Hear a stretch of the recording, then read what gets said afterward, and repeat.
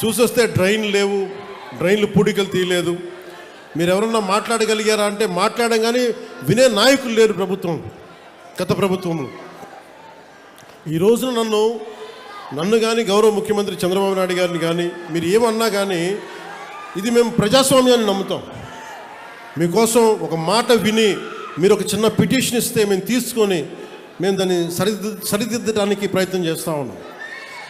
కానీ మనం వారసత్వంగా వచ్చినాయి మనకి అంటే